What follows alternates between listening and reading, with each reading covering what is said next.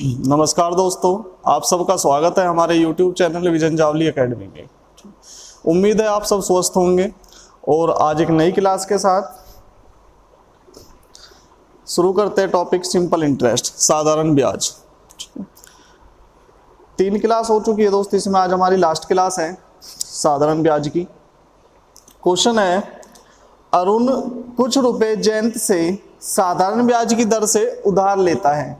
यदि ब्याज की दर 8% प्रथम 4 वर्षों के लिए, यानी कि ब्याज की जो दर है पहले 4 वर्षों के लिए 8%, 10% अगले 6 वर्षों के लिए और 12% 10 वर्ष से अधिक समय के लिए, ठीक है।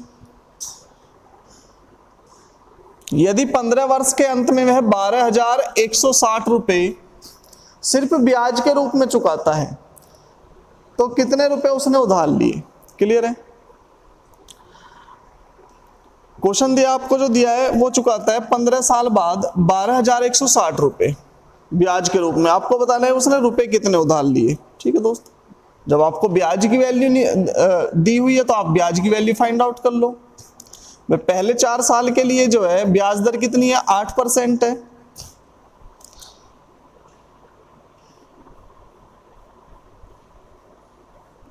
ठीक है, मूलधन मान लिया आपने 100 रुपए। क्लियर है। अब पहले 4 साल के लिए ब्याज दर 8% है तो ब्याज कितना हो जाएगा, 8 चौक 32।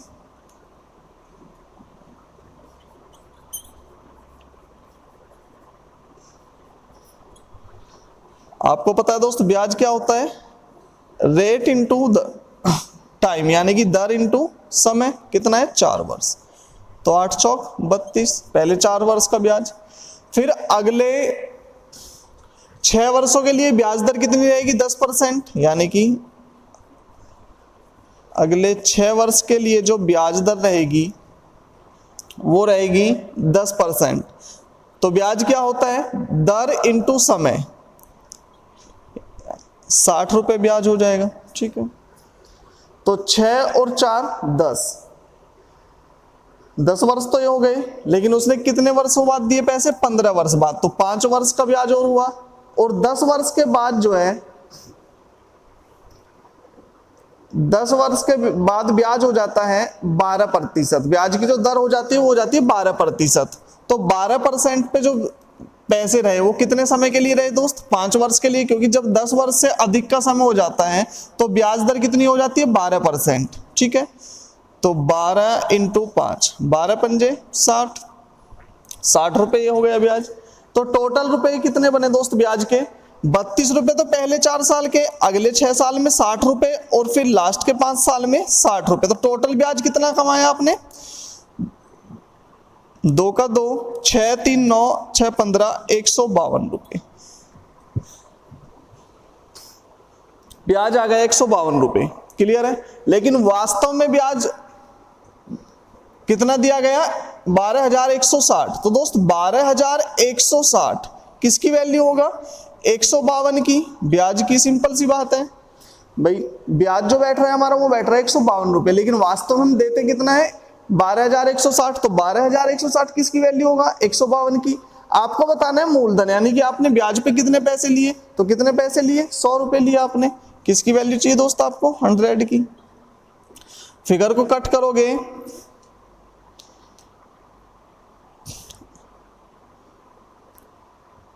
चार से कट करोगे, 4 तिया 12 और 4 चौक 16। ठीक है, 3040। 4 से 152 को कट करोगे, 4 तिया 12, 3 32, 8 चौक 32, 38 आ जाएगा। ठीक है, 2 से कट करोगे 19 और 2 से कट करोगे इसको 1520। ठीक है, 19 से कट करोगे 152 को तो 19 पंजे 95, 19 छिंग 114, 19 सत्ते 133 और 19 अट्ठे 152, तो 8 बार जाएगा। तो मूलधन आ जाएगा हमारा 8,000। क्लियर है, डाउट तो नहीं किसी को। बिल्कुल सिंपल सी बात है दोस्त, आपको क्या निकालना है, वैसे यहाँ से ब्याज निकालना है, और ब्याज आपको पता है क्या होता है, दर इंटू समय, ठीक है। पहले 4 साल का हो जाएगा 8% से 32 रुपए, अगले 6 साल का 60 रुपए, और अगले 5 साल का 12% से 60 रुपए, तो टोटल ब्याज 152 रुपए। लेकिन वास्तव में आप देते हो 15 साल में 12,160, तो 12,160 किसकी वैल्यू, 152 की। आपको बताना है मूलधन, मूलधन कितना है, 100 रुपए। तो आपको किसकी वैल्यू चाहिए दोस्त, 100 की, ठीक है। चलो चलते हैं नेक्स्ट क्वेश्चन की तरफ। चलो दोस्त, सेकंड क्वेश्चन है, 14,000 रुपए को 2 भागों में इस प्रकार विभाजित किया है कि 5% वार्षिक ब्याज दर से 6 और 8 वर्षों में मिश्र धन बराबर हो जाता है, प्रत्येक का मूलधन निकाले। देखो दोस्त, आपको एक कंसेप्ट आपने पिछली क्लास में सीखा था, यदि साधारण ब्याज सेम हो तो मूलधन और साधारण ब्याज का जो अनुपात होता है वो क्या होता है, रिवर्स होता है, ठीक है। यहाँ पर क्या दिया आपको, यहाँ पर दिया आपको मिश्र धन बराबर दिया है, और मिश्र धन किसको बोलते हैं, ब्याज प्लस मूलधन को, ठीक है। मिश्र धन बराबर दिया है, तो मिश्र धन में भी क्या होता है दोस्त, यदि आपको क्वेश्चन में मिश्र धन बराबर दिया हो तो मिश्र धन में भी जो मिश्र धन और प्रिंसिपल यानी कि मूलधन का अनुपात होता है वो भी क्या होता है, रिवर्स होता है, ठीक है। एक कंसेप्ट से समझ लो, एक छोटा सा कंसेप्ट है। देखो दोस्त, अगर हम मिश्र धन की बात करें तो मिश्र धन क्या होता है, मिश्र धन होता है मूलधन यानी कि प्रिंसिपल P1 प्लस ब्याज, ब्याज क्या होता है, P into R into T upon में 100, ये ब्याज होता है। ये तो मूलधन हो गया आपका P1 तो, और ये क्या हो गया, ब्याज हो गया। यदि आप मूलधन में ब्याज को प्लस कर दो तो क्या आता है निकल के, मिश्र धन आता है, ठीक है दोस्त। मिश्र धन 1 हो गए। अब मिश्र धन तो आपको पता है कैसे निकालते हैं, जब आप मिश्र धन सेकंड निकालोगे तो ये तो आपका क्या हो गया, मूलधन हो गया, दूसरा मूलधन प्लस इसका ब्याज, ब्याज क्या हो जाएगा, P into R into T upon में 100, क्लियर है। मिश्र धन होता है मूलधन प्लस ब्याज, ब्याज आपको पता है PRT अपॉन में 100 क्या होता है, ब्याज होता है। अब क्वेश्चन में क्या दिया है दोस्त, दोनों मिश्र धन इक्वल है, मिश्र धन क्या है, दोनों बराबर है। जब मिश्र धन बराबर होंगे तो आप ये लिख सकते हो, दोनों को क्या कर सकते हो, इक्वल कर सकते हो, यानी कि P1 plus P1 into R1 into T1 upon में 100, ठीक है। इक्वल टू लिख सकते हो आप P2 plus P2 into R2 into T2 upon में 100। और आपको क्या चाहिए दोस्त, मूलधन चाहिए आपको। यदि आप यहां से दोस्त P1 कॉमन लेते हो, ठीक है, P1 आपने कॉमन लिया यहां से, तो अंदर क्या बचेगा, 1 plus P1 into R1 into T1 upon में 100, ठीक है। और आप इसका एलसीएम लोगे तो 100 एलसीएम लोगे तो यहाँ पर भी क्या आ जाएगा, 100 आ जाएगा। इसको पूरे के नीचे कितना आ जाएगा, 100 आ जाएगा, ठीक है। ऐसे आप इधर करते हो, P2 आप दोस्त कॉमन लेते हो तो यहाँ पर क्या बचेगा, 1 plus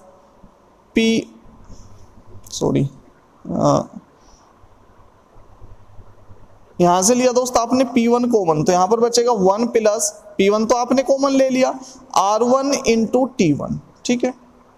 rate of interest into समय, दर इंटू समय, क्लियर है। और यहां पर बचेगा P2 आपने कॉमन ले लिया तो यहां पर बचेगा R2 इंटू T2, ठीक है, अपॉन में 100। जब आप इस 100 का एलसीएम लोगे तो इसमें 1 में क्या करोगे, 100 की मल्टीप्लाई, तो यहां पर भी क्या आ जाएगा, 100, और ये अपॉन में आ जाएगा 100, क्लियर है। आपको चाहिए दोस्त P1 और P2, P1 और P2 की वैल्यू चाहिए आपको, तो P1 P2 का P2 जो है यहाँ पर मल्टीप्लाई में जब इक्वल टू के दूसरी तरफ आएगा तो किस में आएगा, डिवाइड में आएगा, तो P1 अपॉन में P2 इक्वल टू हो जाएगा किसके, 100 plus R1 into R2 into T2, ठीक है, अपॉन में 100। और R1 इंटू T1 अपॉन में 100 उधर जाएगा तो डिवाइड में जाएगा, तो ये हो जाएगा 100 plus R1 into T1 upon में 100, 100 से 100 कट हो जाएगा, तो P1 अपॉन में P2, यानी कि पहला मूलधन अपॉन में दूसरा मूलधन, दोनों का जो अनुपात आएगा वो किसके इक्वल आएगा, 100 plus R2 into T2 upon में 100 प्लस R1 इंटू T1।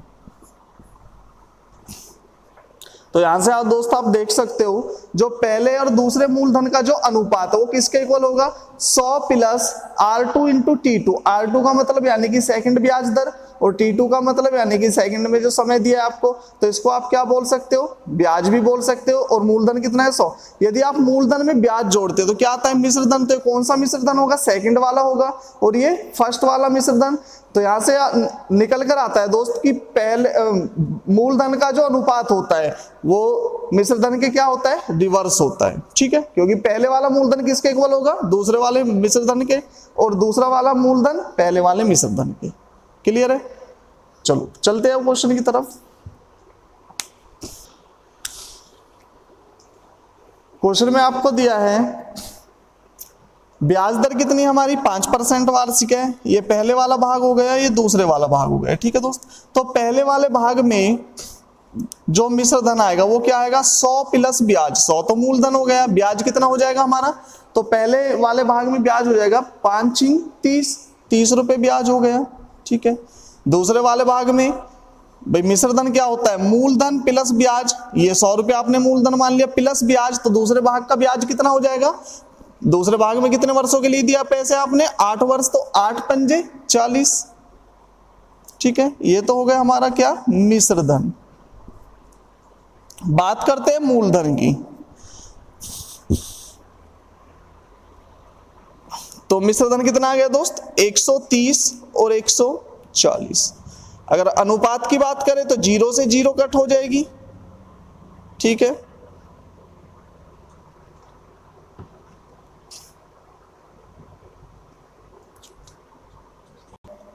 सौ प्लस 3 और 100 प्लस 40, तो ये क्या हो जाएगा दोस्त, मिश्रधन। तो मिश्रधन आ गया हमारा 130 और सेकंड वाले भाग का 140, तो इसका अनुपात कितना आ जाएगा, 13:14। और दोस्तों अभी जो प्रीवियस में आपने कंसेप्ट सीखा था उसमें क्या बताया था आपको, यदि मिश्रधन इक्वल हो तो मिश्रधन और मूलधन का जो अनुपात होता है वो क्या होता है, रिवर्स होता है। तो मिश्रधन का अनुपात क्या है, 13:14। तो मूलधन का अनुपात क्या होगा दोस्त, 14:13, ठीक है। यानी कि पहले वाले भाग में कितने रुपए दिए, 14 रुपए मूलधन है, दूसरे वाले भाग में कितना मूलधन है, 13 रुपए। तो टोटल मूलधन कितना हो गया, 14 और 13 27 रुपए, लेकिन वास्तव में मूलधन है कितना, 14,000 रुपए। तो 14,000 रुपए जो होगा दोस्त वो किसकी वैल्यू होगा, 27 की होगा। आपको प्रत्येक मूलधन निकालना है, तो पहला मूलधन कितना है, 14 रुपए। आपको किसकी वैल्यू चाहिए, 14 की चाहिए, ठीक है। तो दोस्त फिगर को कट करेंगे तो आंसर हो जाएगा हमारा पॉइंट्स में जाएगा, ठीक है। संख्या तो हम कुछ भी ले सकते हैं, बस आपको ये क्या है, फॉर्मेट समझना है, ठीक है। तो आप इसको कट करोगे तो ये जाएगा आपका पॉइंटों में जाएगा, 27 पंजे 135 पॉइंटों में जाएगा दोस्त क्वेश्चन, ठीक है। तो आप इस संख्या को चेंज भी कर सकते हो, एक ऐसी संख्या ले सकते हो जो इजीली कट जाए। आप इसको 5400 मान लो, यानी कि मूलधन मान लिया आपने 54,000 मान लो, मूलधन को मान लो आप 54,000, ठीक है। तो मूलधन था 54,000, और आपने जो भी कंसेप्ट सीखा था वो क्या था, अगर मिश्रधन हमारा सेम है तो मिश्रधन और मूलधन का अनुपात क्या होता है दोस्त, रिवर्स होता है। तो मिश्रधन का अनुपात कितना है, 13:14, तो मूलधन का होगा 14:13। क्लियर है। यानी कि पहले भाग में 14 रुपए मूलधन दिया, दूसरे में भाग का मूलधन कितना था, 13 रुपए। तो टोटल कितना हो गया, 27, लेकिन वास्तव में है कितना, 54,000। आपको दोनों मूलधन चाहिए, तो किसकी वैल्यू चाहिए आपको, 14 की। 27 दूनी 54 और 14 दूनी 28, ठीक है। तो पहले भाग का मूलधन कितना आ जाएगा, 28,000। अब आपको चाहिए दूसरे वाले भाग में, यानी कि 13 की वैल्यू। तो 54,000 किसकी वैल्यू दोस्त, 27 की। आपको वैल्यू चाहिए किसकी, 13 की। 27 दूनी 54 और 13 दूनी 26,000। क्लियर है। यानी कि पहले वाले भाग का मूलधन था 28,000 और दूसरे वाले भाग का मूलधन था 26,000। दोस्त क्वेश्चन में कभी भी ये वाला पोर्शन चेंज नहीं होता है, जो भी वैल्यू आपको चाहिए आप किस में रख दो, उसको मल्टीप्लाई में रख दो। क्लियर है? चलो चलते हैं नेक्स्ट क्वेश्चन की तरफ। चलो नेक्स्ट क्वेश्चन है क्वेश्चन नंबर 3। सोनू और मोनू रामलाल के दो बेटे हैं। सोनू की आयु 13 वर्ष और मोनू की आयु 15 वर्ष है। तो रामलाल दोनों के खाते में किस अनुपात में पैसे डाले ताकि 18 साल के होने पर दोनों को समान धनराशि प्राप्त हो, यदि ब्याज दर 10% वार्षिक है। ठीक है दोस्त, देखो आपको बताना है सोनू है और मोनू, ठीक है,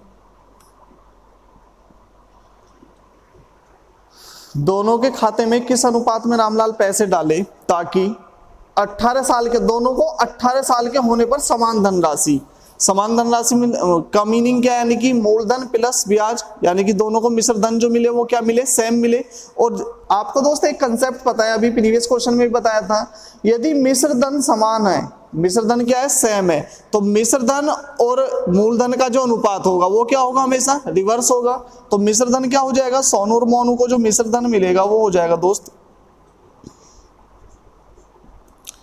मिश्र धन क्या होता है, मूलधन यानी कि 100 रुपए प्लस सोनू को कितने रुपए ब्याज मिलेगा, सोनू की आयु है 13 वर्ष, ठीक है, और 18 वर्ष के होने में इसको कितना समय बाकी है, 5 वर्ष, तो कितने साल का ब्याज मिलेगा, 5 साल का। 1 साल का ब्याज कितना है, 10%, तो टोटल ब्याज कितना हो जाएगा, 10 पंजे 50 रुपए, 50 रुपए ब्याज के रूप में। ये 100 रुपए मूलधन, 50 रुपए ब्याज। आपको पता है ब्याज क्या होता है, दर इंटू समय। 18 साल के होने में कितना समय, 5 वर्ष, और दर कितनी है 10%, तो 10 पंजे 50 रुपए ब्याज। क्या हो गया, मिश्र धन हो गया। बात करते हैं मोनू की। मोनू की आयु कितनी है दोस्त, 15 वर्ष है। 18 साल के होने में कितने समय बाकी है, 3 वर्ष, तो इसको मिश्र धन कितना बन जाएगा इसका, 100 प्लस 100 तो मूलधन हो गया, और ब्याज कितना बनेगा 3 साल का, 10 या 30 रुपए ब्याज बनेगा, ठीक है। तो मिश्र धन कितना हो जाएगा 130।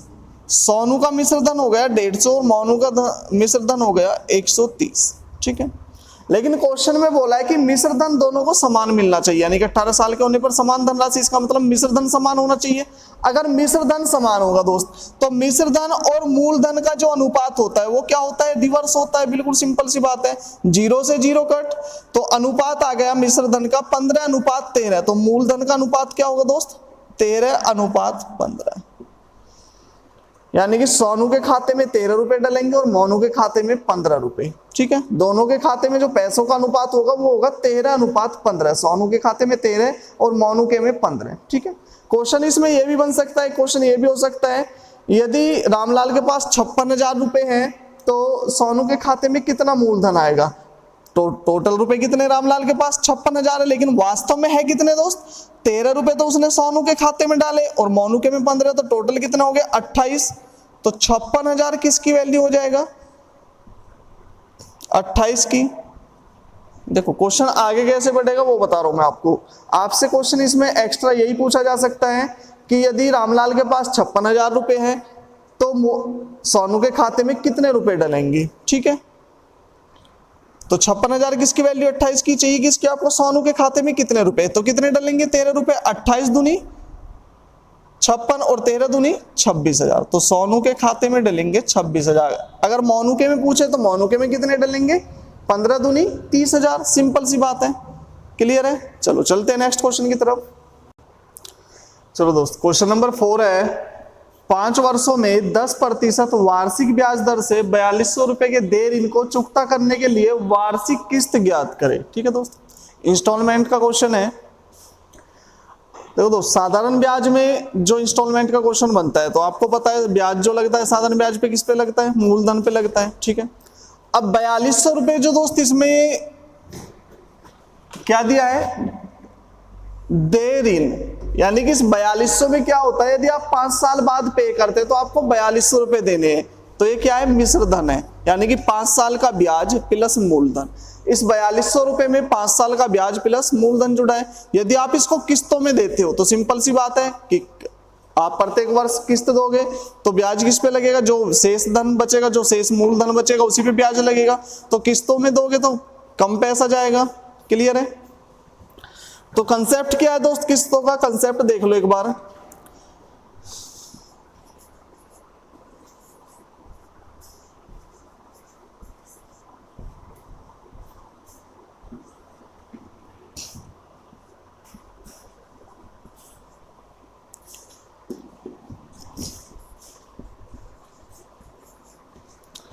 भाई 5 वर्षों में देने हैं, तो एक वर्ष की में एक किस्त बनेगी, तो 5 वर्ष में कितनी किस्त बनेगी? 5। 1 2 3 4 5।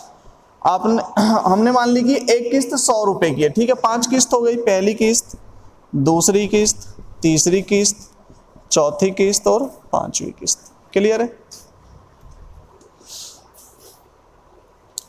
तो दोस्त जब हम इस लास्ट वाली किस्त को देंगे तो यहां पर तो क्या होगा, फाइनली हो जाएगा, जो भी मतलब धनराशि बची होगी इस किस्त को देने के बाद वो क्या हो जाएगी, समाप्त हो जाएगी। तो यहां पर तो हम कोई ब्याज देंगे ही नहीं, क्योंकि लास्ट किस्त में ब्याज तो कुछ बनेगा ही नहीं। जो भी मूलधन होगा, मूलधन को आप दोगे, सपोज करो 100 रुपए बचा, मूलधन 100 रुपए दे दी, तो ब्याज तो कुछ लगेगा ही नहीं लास्ट किस्त पे।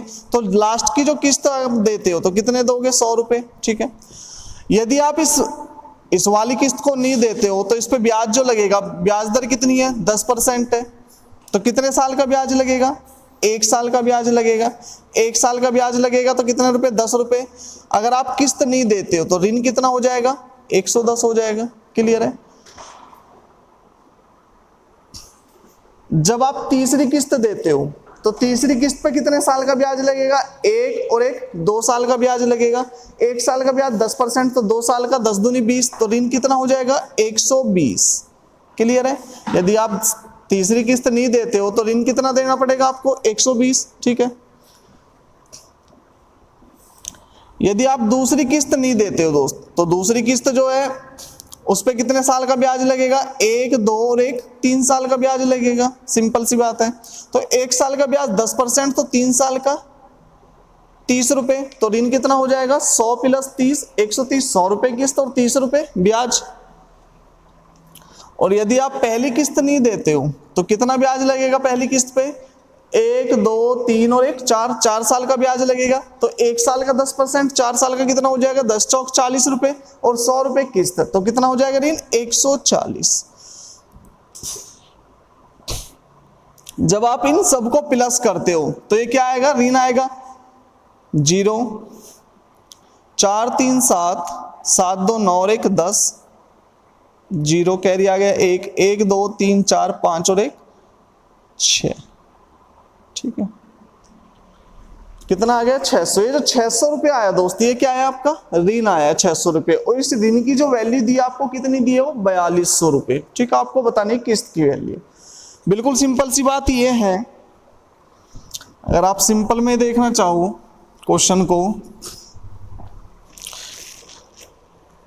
किस्त जो होगी हमारी वो होगी 100 रुपये 100 रुपये 100 रुपये 100 रुपये और 100, 1 2 3 4 5 किस्त हो गई, ठीक है। और जो ऋण होगा,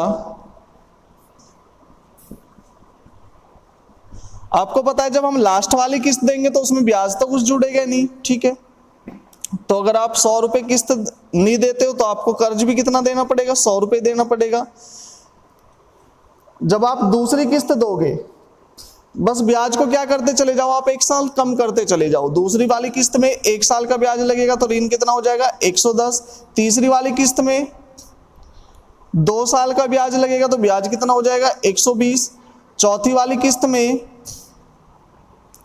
3 साल का ब्याज लगेगा तो 3 साल का ब्याज 30 रुपए, तो ऋण कितना हो जाएगा? 130। ऋण क्या होता है दोस्त? मिश्र धन ही मान सकते हो आप इस ऋण को।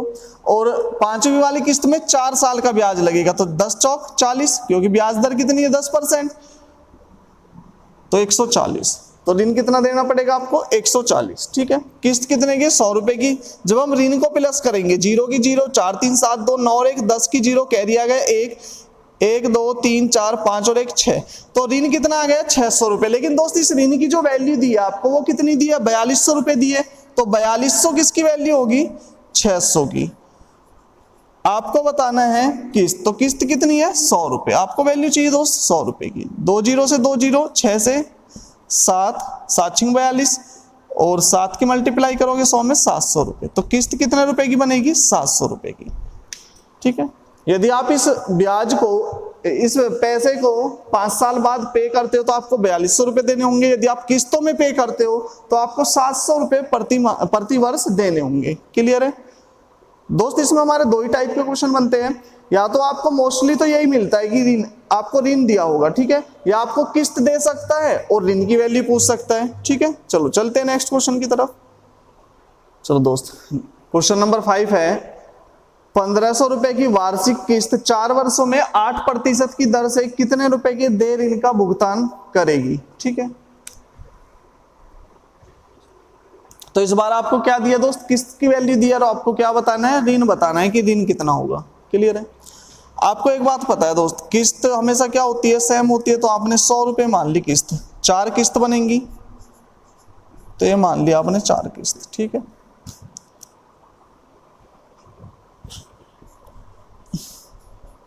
और ऋण कितना होगा, जब आप लास्ट वाली किस्त देते हो तो उस पर तो कोई ब्याज लगता ही नहीं है, ठीक है। तो 100 रुपए अगर आप किस्त ना दो लास्ट वाली, तो ऋण भी कितना देना पड़ेगा आपको, 100 रुपए देना पड़ेगा। लेकिन जब आप दूसरी वाली किस्त देते हो तो इस पे कितने साल का, 1 साल का ब्याज लगेगा। तो 1 साल का कितना हो जाएगा, 108 रुपए। भाई 8% से 1 साल का ब्याज 8 रुपए, और आप किस्त नहीं देते हो तो 8 रुपए इस पे ब्याज लगेगा। तो ऋण कितना हो जाएगा, 108। ऋण भी बोल सकते हो आप इसको, मिश्र धन भी बोल सकते हो दोस्त, ठीक है। जब आप तीसरी किस्त दोगे तो कितने साल का ब्याज लगेगा, 2 साल का ब्याज लगेगा। तो 2 साल का ब्याज कितना हो जाएगा, 8 दूनी 16 रुपए, और आप किस्त नहीं देते तो 16 रुपए ब्याज जुड़ेगा इसमें, तो ऋण कितना हो जाएगा, 116। जब आप चौथी किस्त देते हो तो कितने साल का ब्याज लगेगा दोस्त, 3 साल का। तो 1 साल का ब्याज 8 रुपए और 3 साल का कितना हो जाएगा, 24। तो ऋण कितना हो जाएगा, 124 रुपए, ठीक है।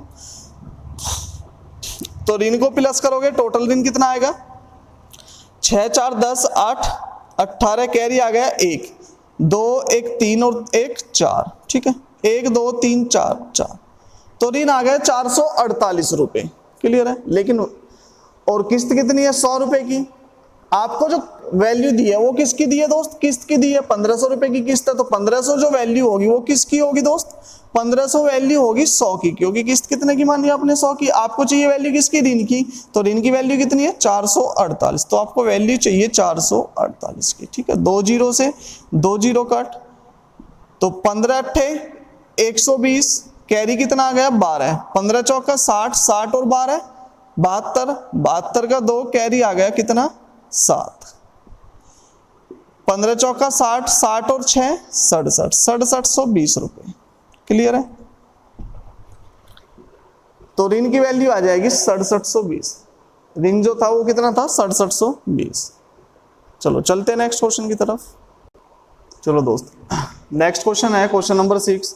किसी पेन का मूल्य, यानी कि अगर आप नगद खरीदते हो, नगद मूल्य 60 रुपए है, परंतु यही पेन 20 रुपए नगद व अगले 6 महीने तक 8 रुपए की 6 किस्तों में भी खरीद सकते हो, ठीक है। तो दर ज्ञात करें। क्लियर है दोस्त। एक पेन है, यदि आप नगद खरीदते हो तो 60 रुपए का है, और यदि आप किस्तों में खरीदते हो तो 20 रुपए तो आप नगद देते हो दोस्त, ठीक है। तो बचे कितने रुपए, 40 रुपए। और किस्त जो बनती है 8 रुपए प्रति माह बनती है, ठीक है। यानी कि 6 किस्त देनी है आपको 8 महीने तक। क्लियर है। तो आपको पता है दोस्त, जो ब्याज लगता है वो किस पे लगता है, मूलधन पे लगता है। तो 40 रुपए बचे, आपने किस्त दी 8 रुपए, 8 रुपए किस्त दी, तो कितने रुपए बचेंगे, 32 रुपए बचेंगे, ठीक है। 8 रुपए आपने किस्त दे दी, बच्चे 32 रुपए। अब जो ब्याज लगेगा वो किस पे लगेगा, 32 पे लगेगा। फिर आपने 8 रुपए किस्त दे दी, तो कितने रुपए बचे, 24। अब जो ब्याज लगेगा वो किस पे लगेगा, 24 पे लगेगा। फिर आपने फिर से 8 रुपए दिए, तो 24 में से 8 गए 16। अब जो ब्याज लगेगा दोस्तों वो किस पे लगेगा, 16 पे लगेगा। आपने फिर 8 रुपए दिए ब्याज के रूप में, तो कितने रुपए बचे, 8। अब जो ब्याज लगेगा वो किस पे लगेगा, 8 पे लगेगा। आपने फिर 8 रुपए की किस्त दी, तो कितने रुपए बचे, 0 रुपए, ठीक है। 1 2 3 4 5 किस्त हो गए, और आप 8 रुपए फिर और देते हो किस्त। तो ये जो एक्स्ट्रा के 8 रुपए गए किसके रूप में गए, ब्याज के रूप में गए। भाई आपने 40 रुपए देने थे आपको, और आपको 8 रुपए की एक किस्त बनी, तो 40 रुपए में से आपने 8 रुपए दे दिए। पहले तो 40 पे ब्याज लगेगा, फिर आपने 8 रुपए पे किए, तो ब्याज किस पे लगेगा, फिर 32 पे। फिर आपने फिर से 8 रुपए पे किए, तो ब्याज लगेगा 24 पे। आपने 8 रुपए फिर पे किए, तो ब्याज किस पे लगेगा? 16 रुपए पे। आप फिर से 8 रुपए देते हो तो किस पे लगेगा ब्याज? 8 पे। फिर आपने 8 रुपए दिए तो कितने बचे? 0। ये जो लास्ट की जो किस्त गई है 8 रुपए की, इसके रूप में गई है, ब्याज के रूप में गई है, या आप डायरेक्टली भी निकाल सकते हो। 8 किस्त है 6 महीने की, तो 8 छिंग 48 रुपए। 40 रुपए देने थे, आपने दिए कितने? 48। तो ब्याज कितना दिया आपने यहाँ पर दोस्त? ब्याज दिया आपने 8 रुपए। अब ये जो ब्याज आपने 8 रुपए दिया है किस पे दिया है? 40, 32, 24, 16 और 8, इन सब के टोटल का ब्याज है कितना? 8 रुपए। ठीक है, जब आप सबका टोटल करोगे तो कितना आएगा? 40 प्लस 32 प्लस 24 प्लस 16 और प्लस 8, इन सब पे जो ब्याज लगा है वो कितना लगा है? 8 रुपए। ठीक है, तो इन सबको प्लस करोगे कितना आएगा? 40 और 30, 32, 72, 72 और 24, 96, 96 और 24, 120। तो टोटल कितना हो गया है? 120। तो दोस्त ये जो आपने 8 रुपए ब्याज के रूप में दिए, कितने रुपए पे दिए? 120 पे। 8 रुपए दिए आपने ब्याज कितने पे? 120 पे। और आपको निकालने ब्याज दर यानी कि रेट ऑफ इंटरेस्ट, और प्रति दर निकालने के लिए किसकी मल्टीप्लाई करते हैं हम? 100 की। लेकिन दोस्त ये जो ब्याज दर आएगी ये किसकी आएगी? 1 महीने की आएगी, क्योंकि आप जो पैसे दे रहे हो प्रति माह दे रहे हो, और दर जो होती है वो किस पे निकाली जाती है? वार्षिक पे। मोस्टली हम वार्षिक पे निकालते थे। तो ये जो आपने ब्याज दिया 8 रुपए, कितने में दिया? 1 महीने में 120 रुपए पे। लेकिन हमको चाहिए वार्षिक ब्याज दर, तो 1 महीने की ब्याज है तो वार्षिक के लिए क्या करोगे आप? कितने महीने होते हैं एक साल में? 12 महीने, 12 की मल्टीप्लाई करोगे। सिंपल सी बात है बिल्कुल। तो 0 से 0 कट, 12 से 12 कट, तो ब्याज दर कितनी आएगी दोस्त? 80% वार्षिक।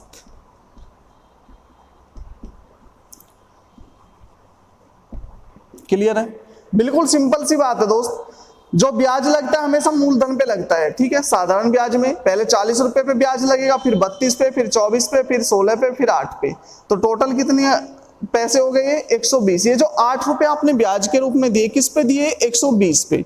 और ये 1 महीने का ब्याज है। 120 पे 1 महीने का ब्याज कितना है? 8 रुपए। क्योंकि जो आप किस्त दे रहे हो कब की दे रहे हो? प्रति माह दे रहे हो। प्रतिशत के लिए 100, और हमको जो दर चाहिए वो क्या चाहिए? वार्षिक। तो वार्षिक 1 साल में कितने महीने होते हैं? 12।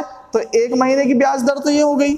आपको चाहिए 12 महीने की, तो किसकी मल्टीप्लाई करोगे? 12 की। तो ब्याज दर आ जाएगी 80%, 80% वार्षिक। क्लियर है? यदि दोस्त आपको वीडियो पसंद आई हो तो हमको कमेंट करके जरूर बताएं। ठीक है, और वीडियो को लाइक करें, अपने दोस्तों के साथ ज्यादा से ज्यादा शेयर करें, और दोस्त हमारे चैनल को सब्सक्राइब करना ना भूलें। धन्यवाद।